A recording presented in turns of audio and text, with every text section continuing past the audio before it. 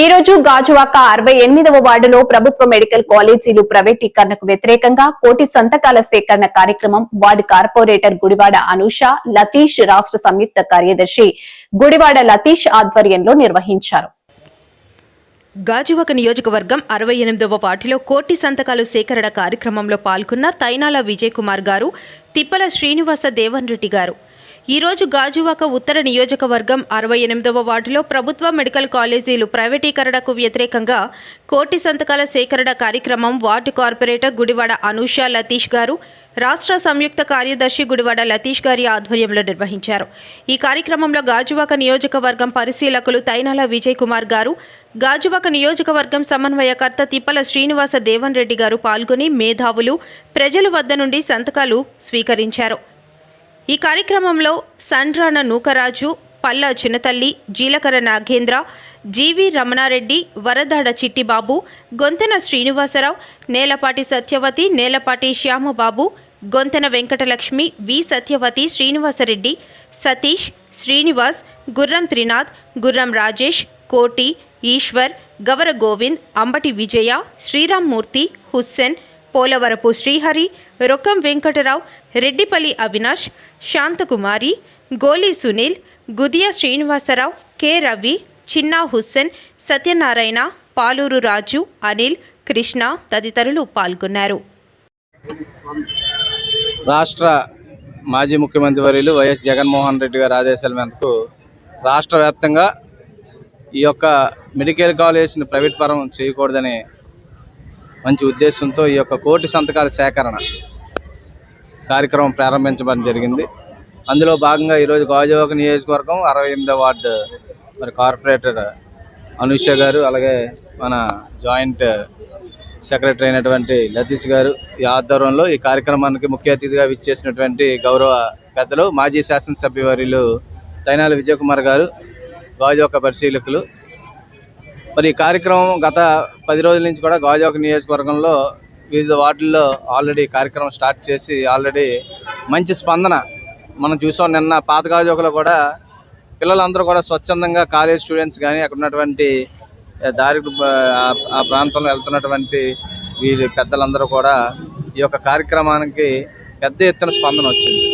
సుమారు ఒక గంటలోనే ఇంచుమించు 1000 సంతకాలు నిన్న పాత గాజువాక సెంటర్లో నిన్న జరిగినటువంటి కార్యక్రమంలో సంతకాల సేకరణ జరిగింది.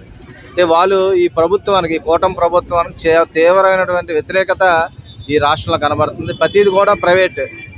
అంటే చంద్రబాబు నాయుడు గారు కేవలం ఏంటంటే పేదవాళ్ళు ఎవరికి వైద్యం అందకూడదు, పేద పిల్లలు ఎవరు కూడా చదువుకునేటువంటి అవకాశాలు లేకుండా ఇవన్నీ ప్రైవేట్ వ్యక్తులకు ఇస్తే వాళ్ళు ఈ సీట్లన్నీ అమ్ముకునేడానికి బాగుండే విధంగా ఈ కార్యక్రమాలన్నీ చేస్తున్నారు.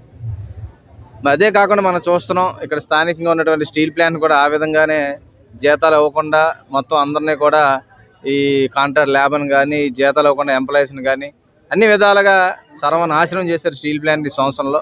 ఇప్పుడున్నటువంటి స్టీల్ ప్లాంట్కి రా మెటీరియల్ తేరా బాబు అంటే కొత్తగా స్టీల్ ప్లాంట్కి ఇంకా ఎక్కడ రాలేటువంటి స్టీల్ ప్లాంట్కి నక్కపిల్లి దగ్గర ఆ స్టీల్ ప్లాంట్ కోసం మాట్లాడతారు. అన్నీ కూడా ఈయన అంతా ప్రైవేట్ పరం. పేదవాళ్ళంటే విపరీతమైన కక్ష చంద్రబాబు నాయుడు గారికి.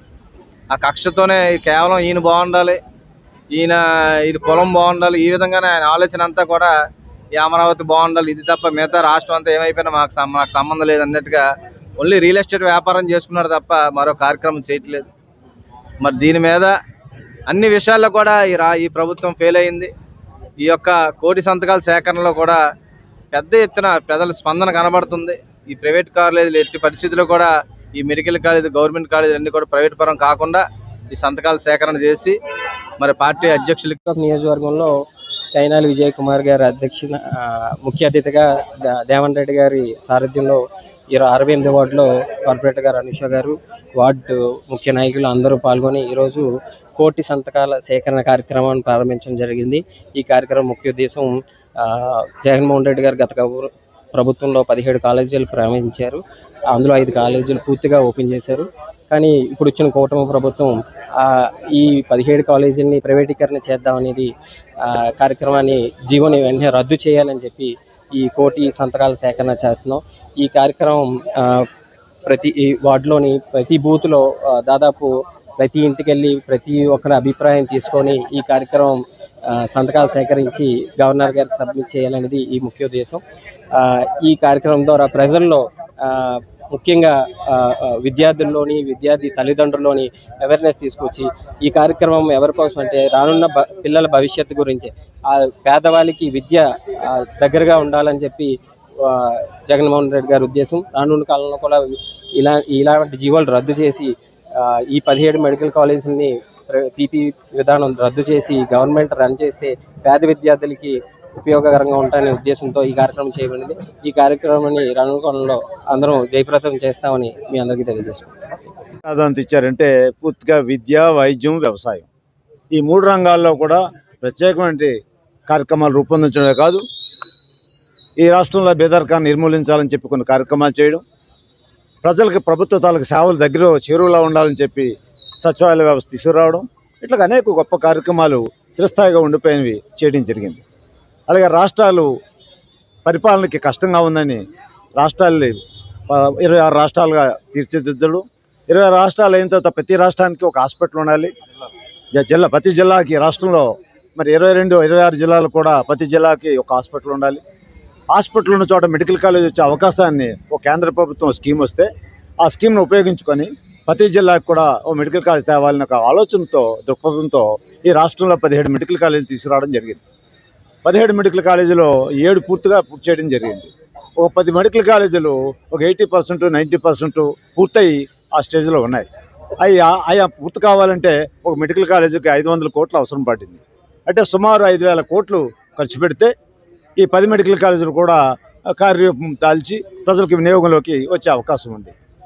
దాన్ని చంద్రబాబు నాయుడు గారు 560 జీవో ద్వారా ఈ 10 మెడికల్ కాలేజీలు కూడా పీపీపీ అనే పేరు మీద ప్రైవేటు వాళ్ళకి ఇచ్చే కార్యక్రమం చేస్తూ ఉన్నారు. ఇది చాలా అన్యాయం, తప్పు. ఇది రాష్ట్ర ప్రజలకు ద్రోహం చేయడమే. ఎందుకంటే భూమి ఆంధ్రప్రదేశ్ ప్రభుత్వానికి జగన్మోహన్ రెడ్డి గారు 8,500 కోట్లు ఖర్చు పెట్టి ఆల్రెడీ కన్స్ట్రక్షన్ అంతా పూర్తి చేశారు. ప్రజలకు చేరువలు తెచ్చే పరిస్థితి వచ్చింది. ఇంకా ఓపెనింగ్ దగ్గరలో ఉన్నాయి. ఇటువంటి కాలేజీలు కూడా ఉన్నాయి, అనేక దశల్లో ఉన్నాయి. ఇంత డబ్బు ఖర్చు పెట్టి భూమిని కేటాయించి కేంద్రం నుంచి పర్మిషన్ తెచ్చి ఈ స్టేజ్లో పీపీపీ మోడ్తో ప్రైవేట్ వాళ్ళకి ఇవ్వడం అనేది అన్యాయం. ఈ వైద్యం ఎప్పుడు కూడా ప్రైవేట్ పరం కాకూడదు, విద్య ప్రైవేట్ పరం కాకూడదు, వ్యవసాయం ప్రైవేట్ పరం కాకూడదందే జగన్మోహన్ రెడ్డి గారు వైఎస్ఆర్ కాంగ్రెస్ పార్టీ ఉద్దేశం. అది ఆ రకంగా అమలు జరిగింది. ఈనాడు ప్రజలందరూ కూడా దీన్ని వ్యతిరేకిస్తున్నారు. మరి ఈ కేవలం ఈ 5,000 కోట్లు ఖర్చు పెట్టలేకని చెప్పడం వల్ల చూస్తూ ఉంటే మరి అమరావతిని చూస్తున్నాం. 1,00,000 కోట్లు బడ్జెట్ పెట్టేదని ఖర్చు పెడుతున్నాం. అనేక కార్యక్రమాలు మీరు చేస్తున్న ఖర్చు పెట్టిందని చూస్తుంటే ఇవాళ వైద్య పట్ల ఎంత నిర్లక్ష్యంగా ఉంది చంద్రబాబు గారి ప్రభుత్వం. ఈ ప్రభుత్వంలో ఈ కార్యక్రమాన్ని ప్రజలకు చేరువ చేసే